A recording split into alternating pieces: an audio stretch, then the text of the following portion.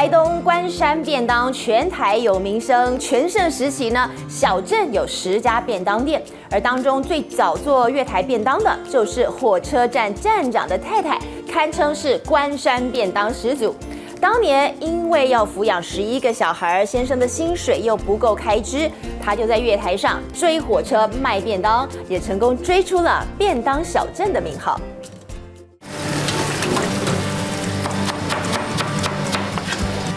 70岁的郑瑞云一早就上紧发条，赶着中午前要送出的第一批40个便当订单。一定爱用火，你啊软火就会软呀，炒起来就无食。安尼炒时间若较久，迄物件就算伫咧内底就会越清脆，越快越好。高丽菜拌汆烫，缩短烹煮时间，保留色泽和清脆口感，是便当达人的厨房撇步。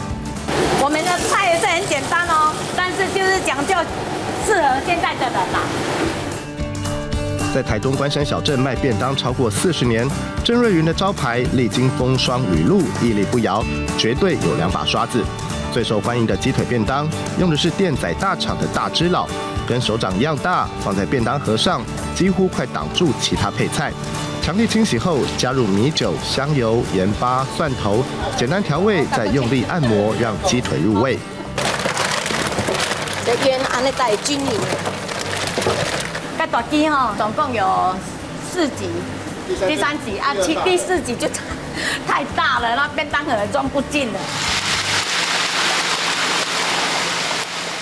大鸡腿裹上酥炸粉，先大火定型，中火慢炸熟成，最后再大火让表皮酥脆，3段式轰炸才有外酥内嫩的双重口感。中火到最后剩下最后的5分钟、6分钟，就要用大火把那油逼出来，就才会脆。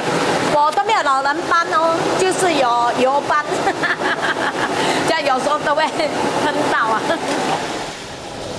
和排骨一样，腌制半小时后，沾上地瓜粉，混入鸡蛋，酥炸定型，再下老卤汁吸收诱人香气，配上香肠、火腿等配菜，就是关山小镇的口碑第1名便当。谢谢，嗨阿姨，2个排骨。古早味啊，这样。你像我昨天来也是吃那个铁路便当啊。比较喜欢现在你比较喜欢吃这种口味了。在地人对他的排骨卤得很入味，他的饭是粒粒分明，客人来也会指明吃这里，然后懒得煮也吃这里。我只此一家别无分号，唯一的选择。在地大姐唯一的选择，也是40多年前小镇上的便当唯一选择。民国60年代初头，丧夫的郑瑞云和丧妻的先生相识合组家庭，有缘相聚，一家人加上公公婆婆15个人，食指浩繁，负担沉重。先生担任台铁关山站站长，薪水微薄，不够一家子丰衣足食。郑瑞云只得想办法赚钱贴补家用，于是利用好手艺开了关山的第1家便当店。我要讲哦。我们家比较复杂，我老公以前的老婆生的是8个哦，我3个，开始拢用借钱啊，拢用借啊，银行借啊，慢慢还啊，很辛苦哈、哦。对，这样想就知道很辛苦了。你刚刚被打完赛啊？没啦，老瓜啦。要努力撑起家庭，郑瑞云赚钱很拼命，每天照着火车班次表奔跑在月台上叫卖便当。有当时会贪啊，因为爱钱啊，爱贪来肉车。啊，我发多少岁了？麻啦，常常麻巴肚，还要背小孩子。我老公看到很危险，都会跟我吹哨子。他说这样危险，一死就死2个。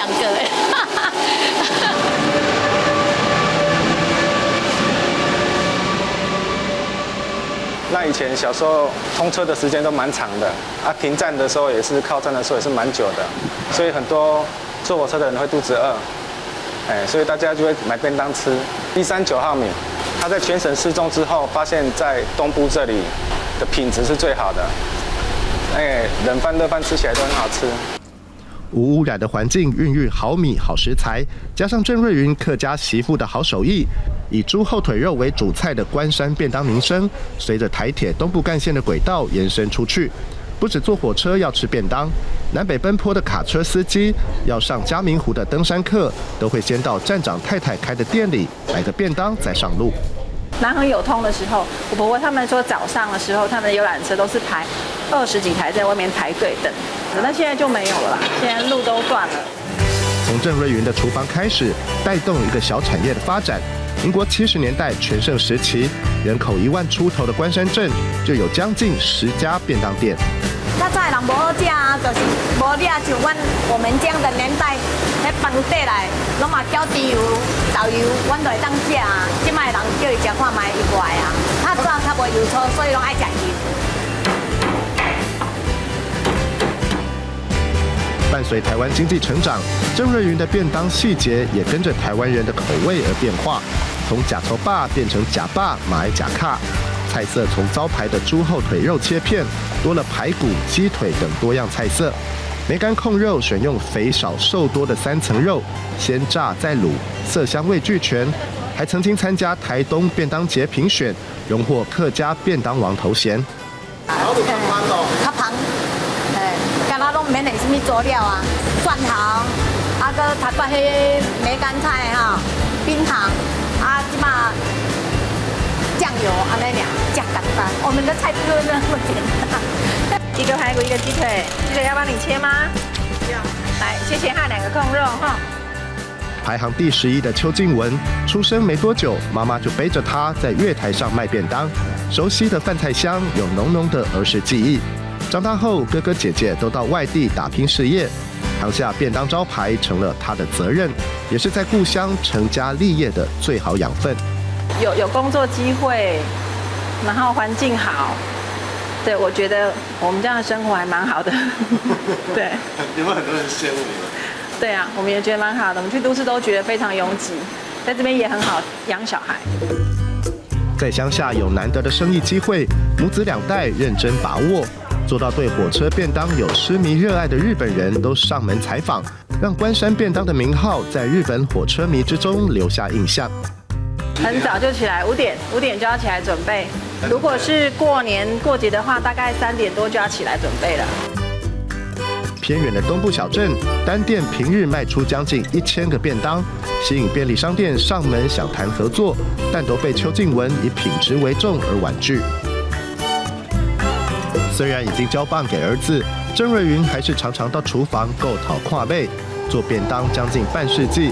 从最初的家庭需求，意外成为关山的小产业始祖。最大的成就还是妈妈这个头衔。看到了，出号。都趁这尔，啊，趁囡仔大汉嘛。妈妈的责任和爱，在台东关山装进便当饭盒里，用丰富的美味来传达，在唇齿间流传留香。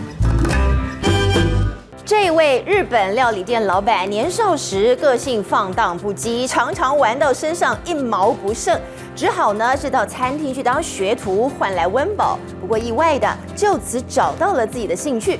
他说过去不知道自己喜欢什么，现在晓得很喜欢做料理，尽情搭配不同的料理元素，也让他在厨房变出了跟以前截然不同的人生风景。